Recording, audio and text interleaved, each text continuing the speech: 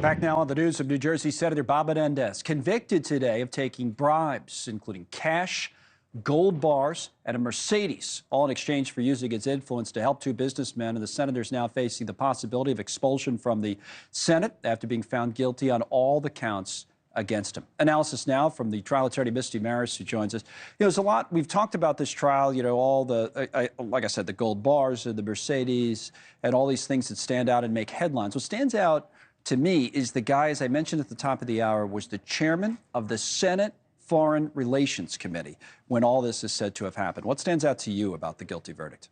That's absolutely something, Connell, and that's something that's going to be very relevant in sentencing. It's this violation of public trust. The fact that you have this conspiracy of a politician using his office for personal gain. So that's not something that's going to be lost on the judge during that sentencing proceeding. And as the trial unfolded, and you and I have spoken about it many, many times, his defense that this was just par and parcel for being a politician just wasn't really landing. It was a justification for these acts. And now the jury has found him guilty on all counts. So it seems that they were really on that same page with respect to the evidence as it was presented. The other thing he tried to do is pin the whole thing on his wife. I believe her separate trial has been delayed. What about that? That obviously didn't work either. Connell, he really lost me there right from the get-go. When we saw that that was likely going to be the defense, that his wife was was the one who was engaged in these bribes and receiving these items, and he really didn't know. He had no idea why he was going to dinner with these people. He didn't know there were gold bars at his house.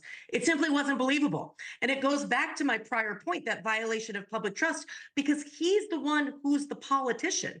He's the one who has the ability to give these favors and to use his power to give these favors. So it just really didn't make sense. And I think it was probably very alienating for the jury. There's the aforementioned Mercedes. But what did him in at the end of the day, Misty? Was it the testimony from that guy that was in the backyard? And, he had kind of direct testimony that Menendez was on a kind of a quid pro quo situation. Was that what did him in?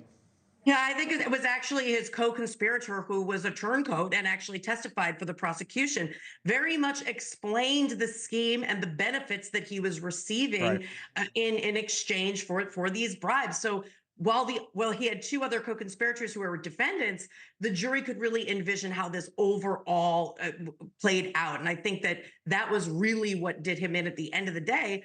Evidence from somebody on the inside testifying in courtroom. Real quick, we see max 5, max 20 on the counts that are on the screen right now. You said that this could be a rough sentence. We've already talked about the political ramifications. Everybody, it seems, is calling for him to resign today. The Jersey governor's fellow New Jersey senator. What about the jail time? Well, so technically you could see like 200 years. Now, it's not going to be that. That would be if the sentence was concurrent on every charge, meaning one right after the other. We're talking about the most serious charges being 20 years. So that's likely the benchmark we're going to be talking about.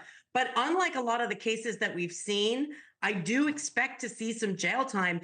And Connell, that's because of his position and the way that he used his power for his personal gain. And that's going to be something that's going to be a part of this. And keep in mind, the judge, because he's convicted on a bribery charge, she could impose a lifetime ban on him holding public office. So think about some of those other aspects that could actually be part of the sentence that isn't just time behind bars. Another good point. Misty Marris on the breaking news. As always, we appreciate you, Misty. Now, we're coming up here as we continue. The stock market today has been in rally mode. Republicans continue meeting in Milwaukee.